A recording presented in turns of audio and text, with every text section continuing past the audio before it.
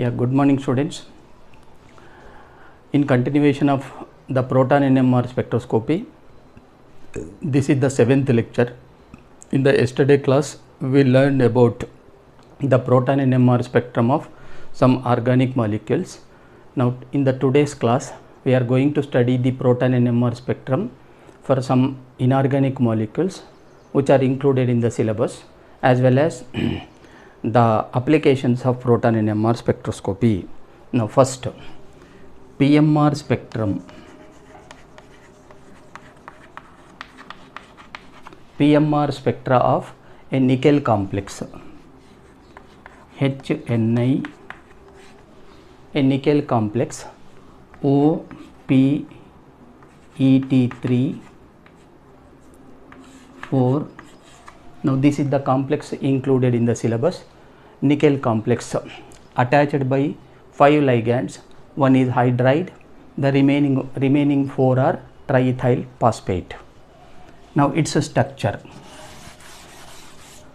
The triethyl phosphate ligands attached with the nickel may be in this way.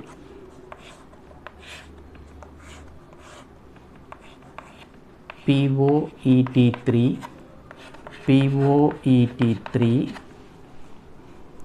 ET3OP, ET3OP. Now, the complex may be have a square pyramidal geometry, a square pyramidal geometry,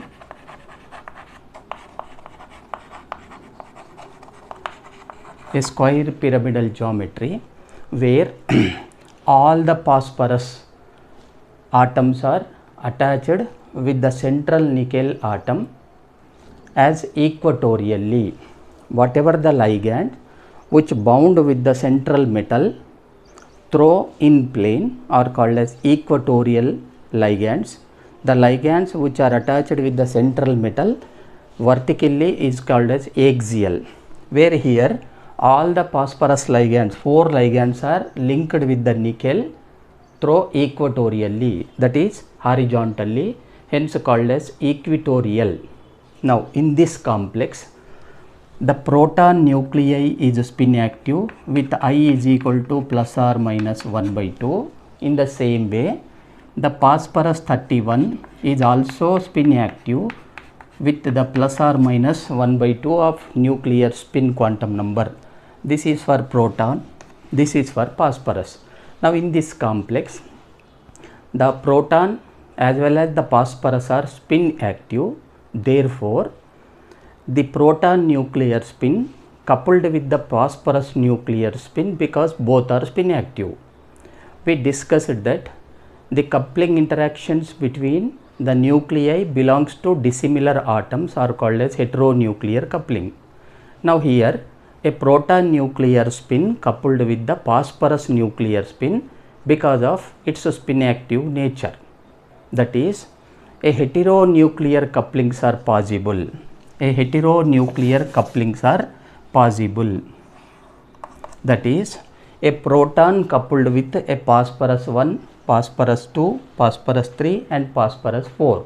All the 4 phosphorus are equivalent because all are attached equatorially, and hence all the phosphorus atoms are equivalent. So, all the 4 phosphorus nuclei are adjacent to our hydrogen or proton, therefore coupled. According to n plus 1 rule, where a hydrogen is able to couple one phosphorus, 2 phosphorus, 3 phosphorus or 4 phosphorus, means there are 4 adjacent, n is equal to 4. That means n plus 1, according to n plus 1 rule, where 1 plus 4 is equal to 5. Therefore, the hydrogen signal appear as a quintet. One signal is appeared, but it is appeared as a quintet due to coupling with 4 phosphorus atoms which are equatorially attached. Is it clear? Now, its signal has 1, 2, 3, 4 and 5. This is a spectrum for this complex when it is in under square pyramidal geometry. There is a quintet signal up here with 1:4:6:4:1 intensity. 1, 4, 6, 4, 1 intensity. This is for a proton. This is under square pyramidal geometry. Square pyramidal geometry. There is a probability to be have a complex as trigonal bipyramidal. Let us find out what happens. The complex may be of nickel here, a hydrogen here, phosphorus, OET3, POET3, POET3, ET3OP. Now it may be under trigonal bipyramidal geometry. Now in the trigonal bipyramidal geometry, this phosphorus and this phosphorus, 3 phosphorus ligand atoms are attached with the central nickel equatorially. That is, all the 3 ligands are bound with the nickel horizontally, therefore equatorial. This is equatorial phosphorus, equatorial phosphorus, equatorial phosphorus. Now one ligand is attached with the nickel vertically, therefore it is axial. So in the trigonal bipyramidal geometry, 3 ligands are equatorially attached, 1 ligand is axially attached. Is it clear? Now the 3 ligands which are equatorially attached is non-equivalent from axially attached ligand. However, all the ligands are same, but their orientation is different. 3 ligands are oriented equatorially, the 4th ligand is oriented vertically, therefore these are non-equivalent. So there are 2 sets of phosphorus groups. One group consists of 3 phosphorus nuclei, the other group consists of 1 phosphorus nuclei. So that the hydrogen, say if coupled first with axial phosphorus, how many axials are there? 1. So according to n+1 rule, 1+1, the proton signal is split into doublet. This is proton signal before coupling. When it coupled with axial phosphorus, its signal is split into doublet. This is PA. PA stands for coupling with axial phosphorus. Now when the same hydrogen coupled with equatorial phosphorus, how many equatorials are there? There are 3 equatorials. Therefore, as per as n+1 rule, 3+1 it become quartet. That is, each line of the doublet is further split into quartet.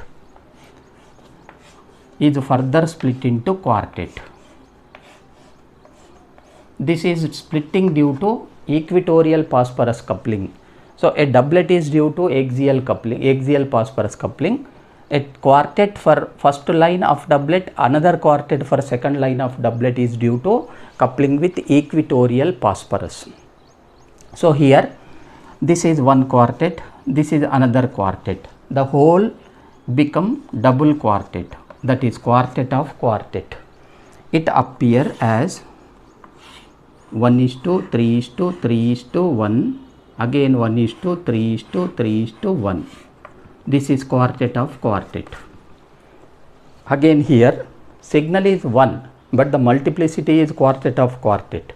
2 times quartet is appeared due to coupling with the 2 sets of non-equivalent phosphorus. So this is the spectrum for the molecule in the trigonal bipyramidal geometry.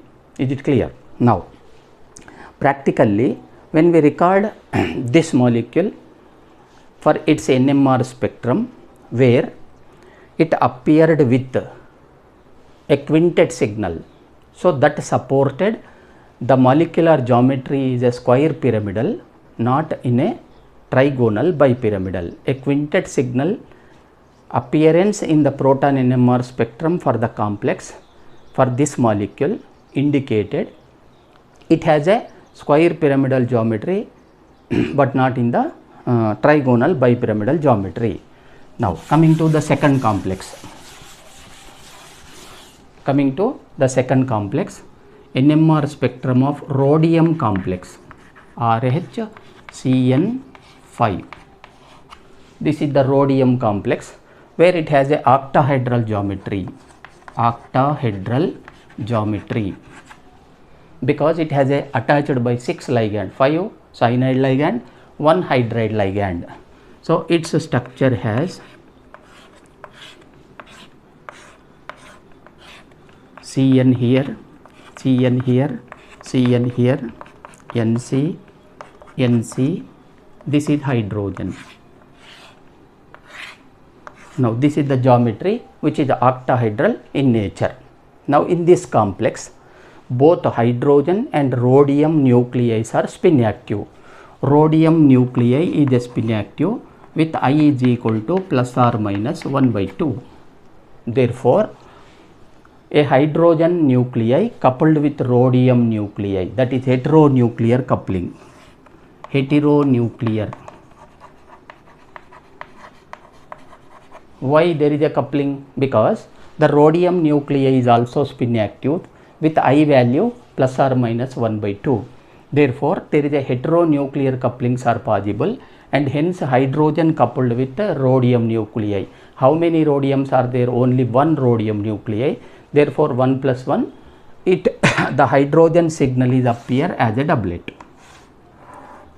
As a doublet with 1:1 intensity. Why doublet appeared for one hydrogen? Because of heteronuclear coupling with rhodium nuclei. So this is the NMR spectrum for rhodium complex. The third molecule,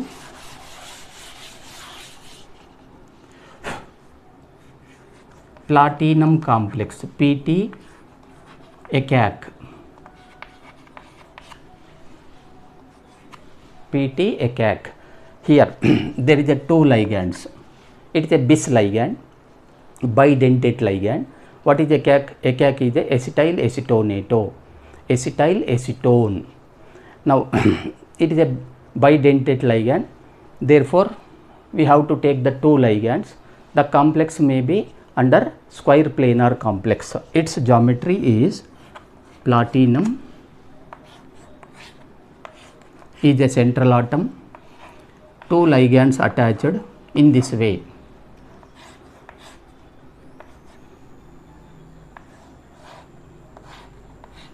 CH3 here, CH3 here, hydrogen. This is acetyl acetonato ligand. Under enolic form, it forms a complex with platinum involving the coordination bond with non-bonding pair of C double bond O, and here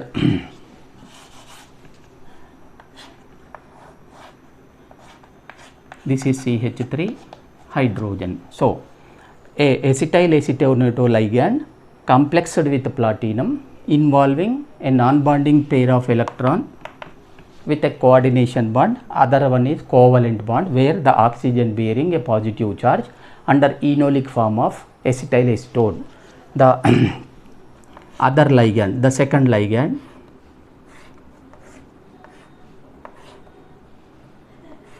CH3 here, CH3 here, hydrogen here. This is the second. So this is the structure of a complex, platinum complex. It has a square pyramidal square planar. It has a square planar geometry. Is it clear? Now you can observe in this complex 1 CH3, 2, there are 4 CH3 groups.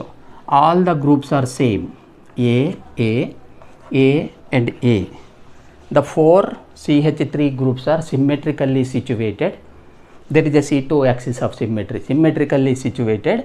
Therefore, comes under one group. CH3, CH3, CH3 and again CH3 comes under one group, appear with one signal. The other 2 protons, one here, other one here, these 2 protons are equivalent, therefore designated with B. There are 2 sets of proton, A set of proton and B set of proton, where A set consisting of 12 equivalent hydrogen belonging to 4 CH3 group. The 2 hydrogen, that is methane hydrogen, CH and CH hydrogens are equivalent, comes under B group. So it is also appear with the second signal. Now coming to multiplicity, where the CH3 group has no adjacent, therefore singlet. A singlet is appear for CH3. Similarly, the methane proton also has no adjacent. There is no hydrogen on its adjacent, therefore appear as a singlet. So both the signals appear as a singlet.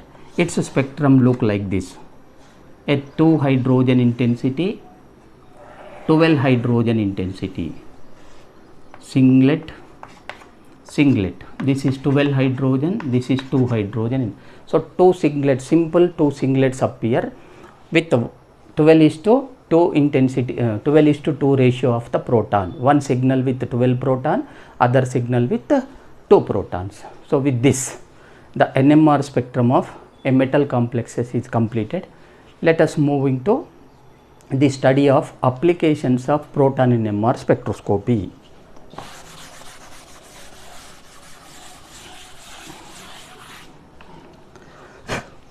Applications.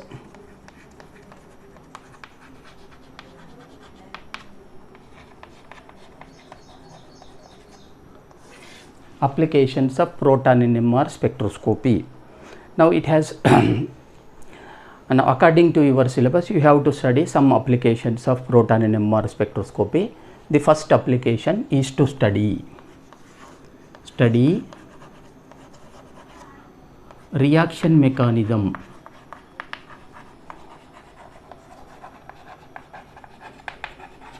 Study of reaction mechanism. Example, bromination of alkene. Bromination of alkene. Now alkene involved in electrophilic addition reaction with bromine or any other electrophile. There is a electrophilic addition reaction. As the alkene is electron rich, therefore involved in the electrophilic addition reaction. Example, bromination of ethylene. Say CH2 here, double bond CH2. Bromination of ethylene. When we add bromine, there is a polarization of bromine sigma, bromine single bond to capture a Br plus electrophile by the alkene, that is ethylene, to give this intermediate CH2 plus charge, a bromine. Further, it is unstable, therefore the non-bonding electron of bromine attacked with the cation, carbocation, to give CH2, a bromine plus a bromonium ion intermediate, bromonium ion.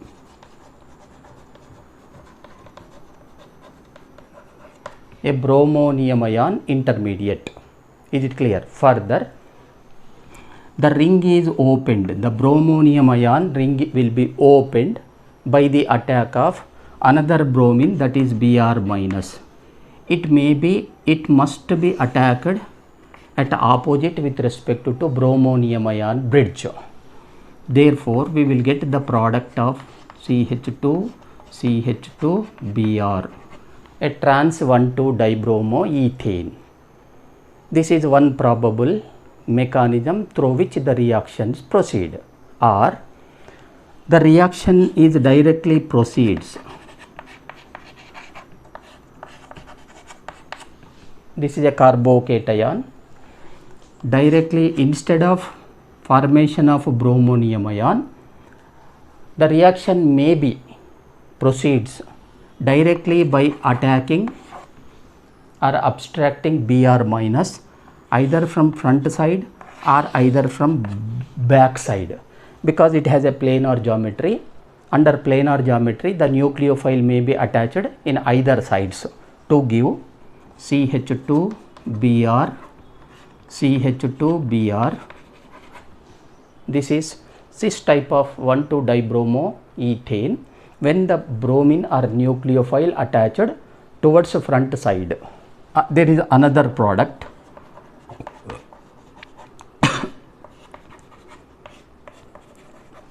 where the nucleophile is attached at back side. This is product A, a product B. Now this is about bromination of alkene, electrophilic addition of alkene. That is, the bromination of alkene may be proceeded through the formation of bromonium ion intermediate, or it may be proceeds through the formation of carbocation intermediate. That is, the reaction may be, that is, the product may be formed from the bromonium ion, or product may be formed directly from carbocation. Let us, we have to identify with the help of proton NMR spectroscopy. We can predict the reaction intermediate. During this reaction, with the help of NMR spectroscopy, we can predict what kind of intermediates are obtained or formed in the reaction. So during the bromination of alkene, when we collect an intermediate, whatever it may be bromonium ion, it may be carbocation. An intermediate, when collected and recorded its proton NMR spectrum, where its proton NMR spectrum showing only one signal for all the protons, only one signal for all the protons. So appearance of one signal for all the protons is the evidence for the formation of bromonium ion intermediate. When the intermediate is bromonium ion, all four protons become equivalent. You can see this is the bromonium ion intermediate, where first CH2 and second CH2 are equivalent. Therefore, one signal appear. Is it clear? If the reaction is proceeds directly from the carbocation intermediate, there must be two signal for its NMR spectrum, because in the carbocation intermediate, one CH2 attached by bromine, the other CH2 bearing a positive charge. These two CH2 groups are non-equivalent. When the two CH2 groups are non-equivalent, the two signal must be appear. But practically we have only one signal. That indicated there is a formation, that is, the reaction must be proceeding through the formation of bromonium ion intermediate, not by the formation of carbocation intermediate. So this is the one of the example for the study of reaction mechanism with the help of proton NMR spectroscopy. Now coming to the other example, electrophilic substitution of aromatic compounds. Say benzene.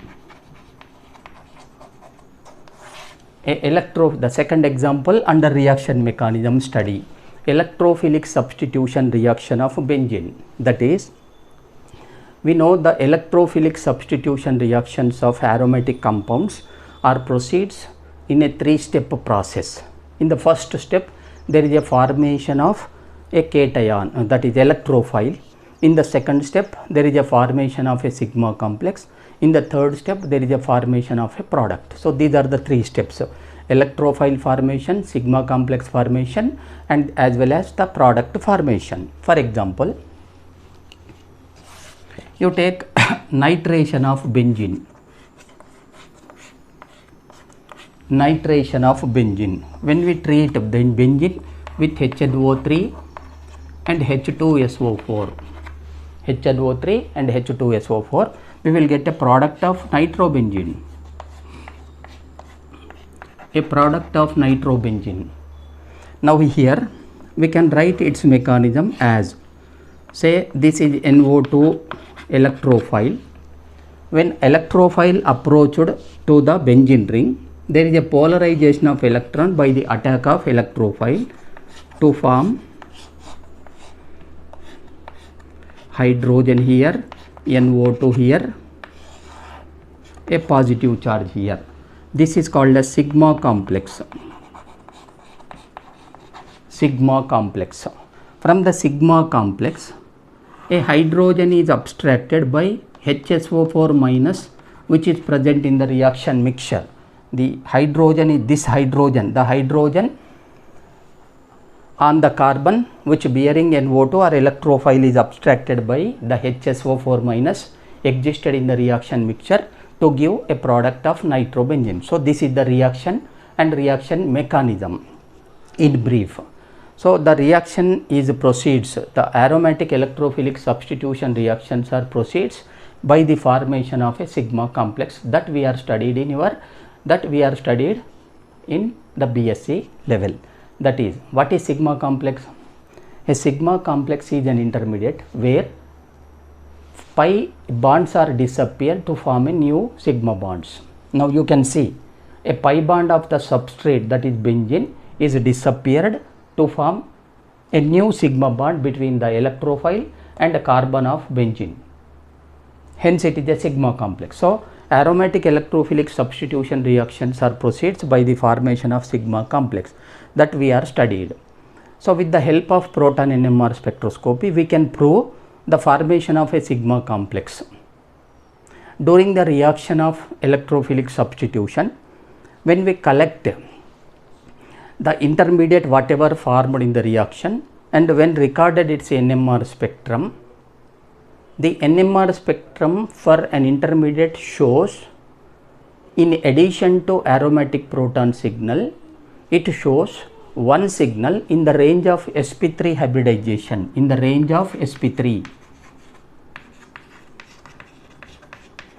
So the intermediate spectrum look like one multiplet signal for aromatic hydrogen, one multiplet signal for 1, 2, 3, 4, 5 hydrogens, and one signal is appear in the range of sp3 as a singlet. This is sp3 range. So whatever the intermediate formed, we don't know, but when we recorded its NMR spectrum, it showing one signal in the range of sp3 that indicated one of the carbon of benzene is transformed from sp2 to sp3, which is possible when there is a formation of new sigma bond. When sigma bond is formed, that is known as sigma complex. So appearance of one signal in the range of sp3 supported the transformation of one sp2 carbon into sp3.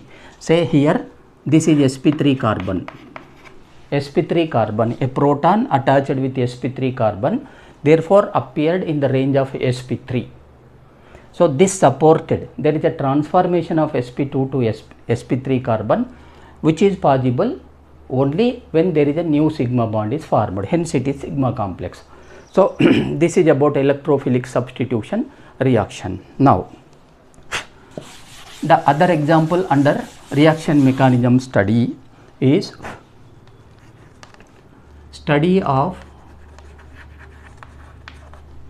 carbocation or carbanions. Carbocation as well as carbanions. Now with the help of NMR spectroscopy, now in many organic reactions we may observe there may be formation of carbocation intermediate or there may be formation of carbanion intermediate. Are you following? So there are some kind of reactions, organic reactions proceeds by the formation of carbocation intermediate. The other reactions may proceeds by the formation of carbanion intermediate. So with the help of proton NMR spectroscopy, we can predict during the reaction whether the intermediate formed belongs to carbocation or belongs to carbanion. That is, the formation of carbocation decrease the electron density around the proton attached with positive carbon.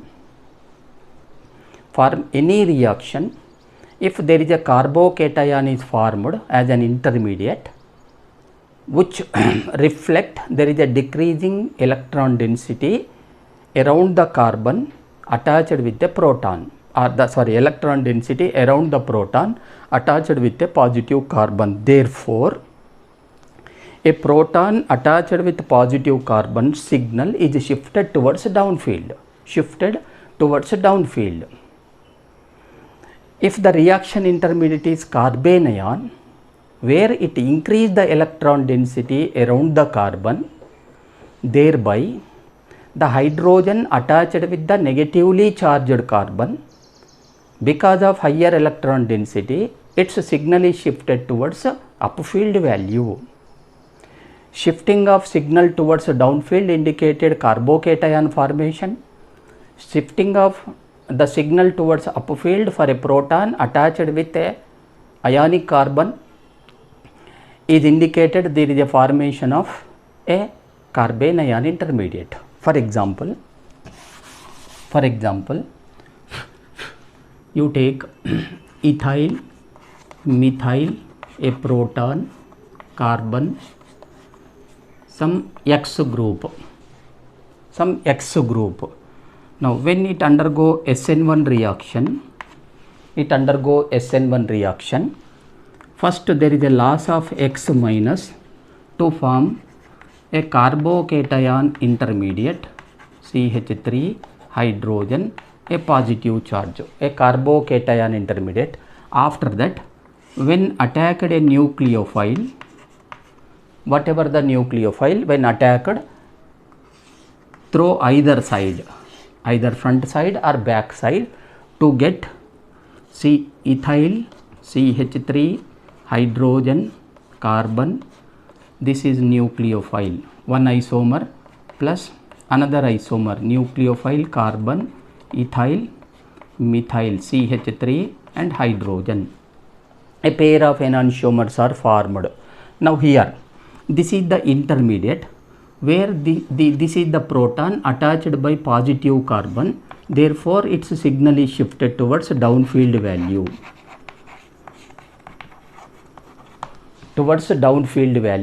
Why downfield shifted? Because this is the proton attached with positive carbon where there the electron density is less, therefore shifted towards downfield value. So, downfield shift indicated there is a formation of carbocation intermediate. Similarly, you take another example, say CH3, CH2, COOH, halogenation of propionic acid. First, when it is treated with base, there is a alpha hydrogen get eliminated as proton to give an intermediate CH3, CH, COOH, a negative carbene ion intermediate is formed. Here, this is the proton attached with negative carbon shifted towards upfield value. Further reaction with X2. X2 may be any halogen, say CH3, CH, COOH. You will get alpha halo propionic acid. Now, this is the reaction. Now, here the intermediate in which the proton attached with ionic carbon is shifted towards upfield value. Upfield shift indicated there is a formation of carbene ion. So, simply we can predict formation of carbocation intermediate and carbene ion intermediate with the help of proton NMR spectroscopy. Now, the second application. Study of cis-trans isomers.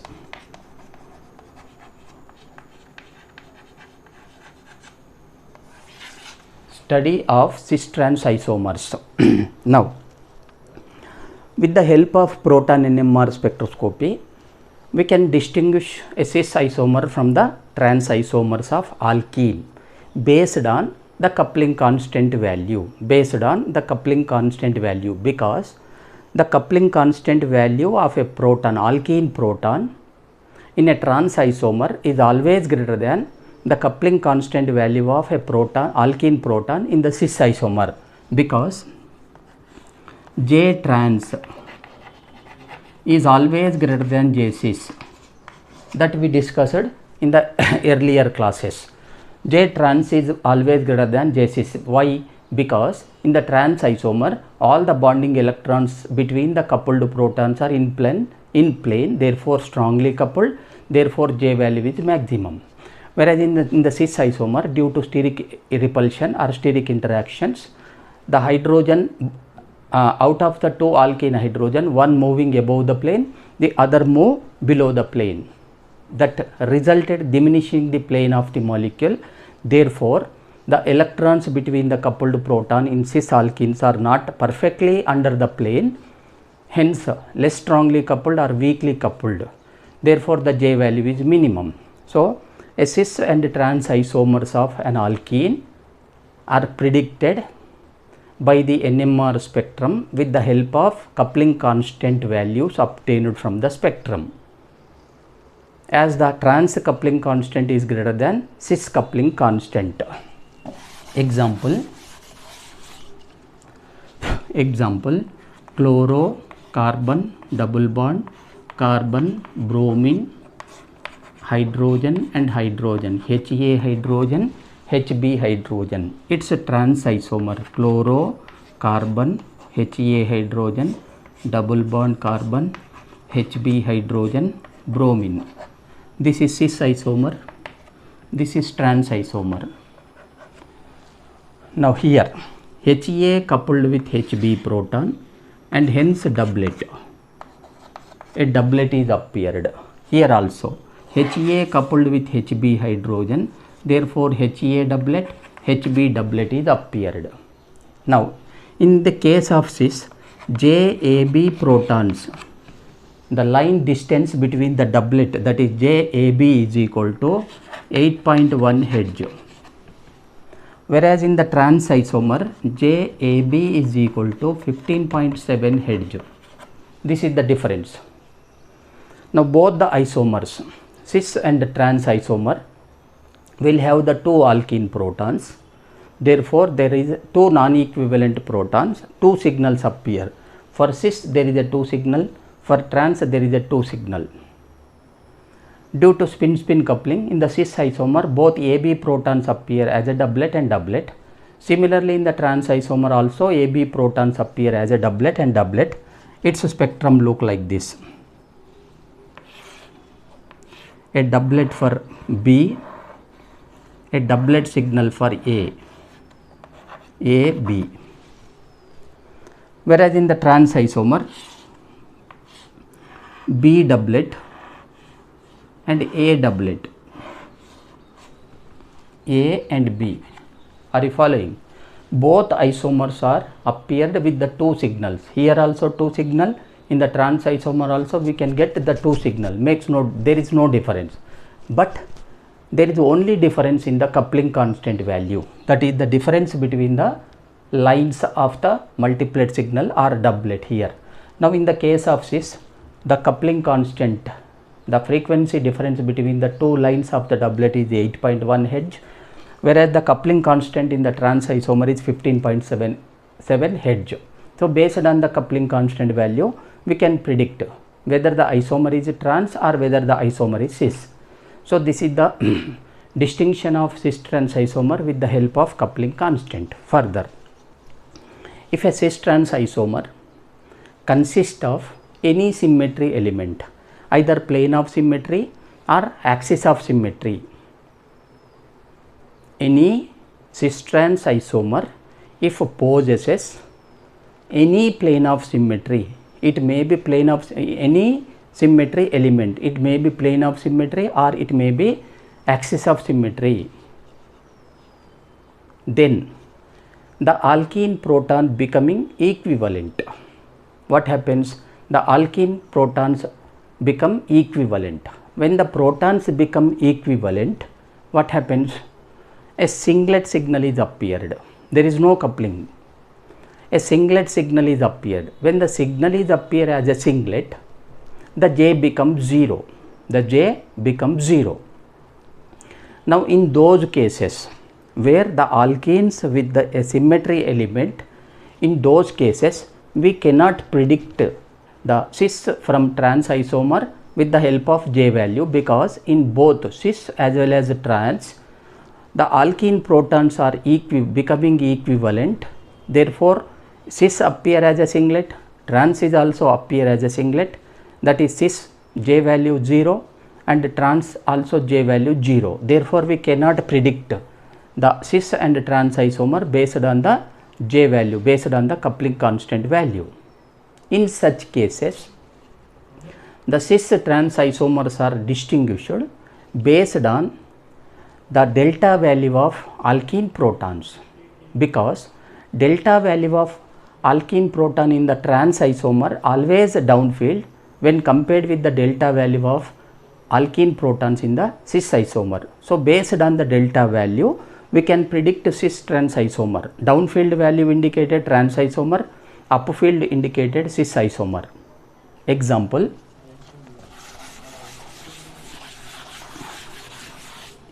Example, you take a still bin as an example.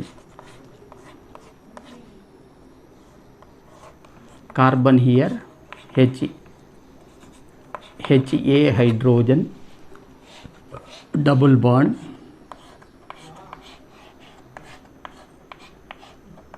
Hb hydrogen. This is cis still bin. Now, in this case, you can see Ha hydrogen, Hb hydrogens are equivalent. Ha is equal to Hb. Protons become equivalent. Why equivalent? Because it has a plane of symmetry. It has a plane of symmetry. Cis still bin has a plane of symmetry. Therefore, the alkene protons both become equivalent. Ha is equal to Hb. When become equivalent, what happens? The signal for AB are appear as a singlet. A signal appear as a singlet. When the signal appear as a singlet, the J become 0. JAB is equal to 0 Hz. J becomes 0. Similarly, you take trans still bin. Carbon, Ha hydrogen, double bond carbon, Hb hydrogen, benzene ring. This is the trans still bin, trans, where there is a C2 axis of symmetry. A trans still bin consists of C2 axis of symmetry. Therefore, Ha become equal to Hb, therefore singlet. Now, JAB become is equal to 0 Hz. When the signal appear as a singlet, the J value become 0 like this. A trans still bin. Both in the cis still bin, 2 hydrogens appear with one signal, that is as a singlet. In the trans isomer, that AB protons are equivalent, both appear with one signal of singlet. When signal is a singlet, J become equal to 0. You observe, in a cis isomer J value is 0, in a trans isomer also J value is 0. In such cases, we cannot predict based on the J value, because in both cases the J value is 0. Therefore, unable to predict the cis isomer from the trans. What happens? What we can do? We can predict the isomers based on the delta value of alkene protons, that is the delta value of AB protons. That is, the delta value of alkene protons in the trans isomer always downfield when compared with the alkene protons in the cis isomer. In this case, here delta AB is equal to 6.2 ppm. Here this signal is appear at 6.2 ppm, whereas in the trans isomer delta AB is equal to 7.0 ppm. This signal is at 7.0 ppm. Now you observe the trans isomer, the alkene protons appear at downfield value when compared with the cis isomer. 6.2 is the upper field when compared with the 7.0. Is it clear? So based on the delta value, we can predict the cis isomer from the trans isomer. Let us discuss why the alkene protons in the cis isomer appear at doublet at upper field value, and why the same alkene protons in the trans isomer appear at downfield value. Now in the cis isomer, you observe in the case of stilbene, in the cis isomer, each of the hydrogen, either you take HA or either you take HB, each of the hydrogen is adjacent with only one benzene ring. HA is adjacent to one benzene ring, HB is also adjacent to one benzene ring. Now according to anisotropy, we studied the anisotropic effect in the benzene ring, where at the center of the ring the magnetic field is that is diamagnetism. At outside the benzene ring it is paramagnetic. So in case of cis isomer, each of the hydrogen is affected by anisotropic effect of only one benzene ring, whereas in the trans isomer, each hydrogens are adjacent with two benzene rings. HA is in between one benzene ring and two benzene ring. HB is in between first benzene ring and second benzene ring.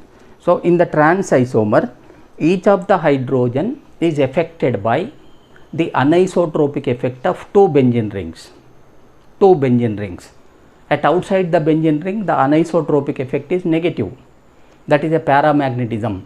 When hydrogens are situated under paramagnetism, what happens? The signals are shifted towards downfield. In the cis isomer, each hydrogen is affected by anisotropic effect of only one benzene ring, whereas in the trans isomer, each hydrogen is affected by the anisotropic effect of two benzene rings. Therefore, in the trans isomer, the alkene protons are downfield when compared with the cis isomer.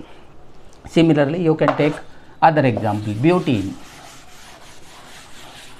cis and trans butene, CH3 carbon hydrogen double bond carbon CH3 hydrogen. A cis 2-butene, it has plane of symmetry. Therefore, HA is equal to HB. Therefore, singlet. A singlet appear with JAB is equal to 0 Hz. JAB is equal to 0 Hz. But delta AB is equal to 5.1 ppm. The alkene protons, AB protons in the cis isomer appeared at 5.1 ppm. Now it's a trans isomer, carbon hydrogen carbon CH3 hydrogen. Say this is A, this is B. A trans isomer has C2 axis of symmetry. C2 axis of symmetry. See, in the same way, A become equal to B. Therefore singlet. Therefore singlet appeared. And J become equal to JAB is equal to 0 Hz. But delta AB is equal to 5.4 ppm. 5.4 ppm. One signal is appear for trans at 5.4 ppm. One singlet signal is appear for cis at 5.1 ppm. Now you observe in the same way, the cis isomer, these two protons appear at 5.1. The same proton in the trans isomer appear at 5.4 is the downfield, 5.1 is the upper field when comparing. Is it clear? So a cis trans isomer which do not possess any symmetry elements can be distinguished based on coupling constant value as J trans is greater than J cis. but a cis-trans isomer which possesses any symmetry elements, either plane or center axis of symmetry, where the alkene protons becoming equivalent, hence the J becomes 0. Under these conditions, the cis-trans isomers are distinguished or predicted based on the delta value of alkene protons. As the delta value of alkene protons in trans isomer is always downfield when compared with the delta value of alkene proton in the cis isomer. So, this is the second application of proton NMR spectroscopy. There are some other applications included in the syllabus which we are discussed in the next class. So, with this I complete today's lecture. Thank you very much.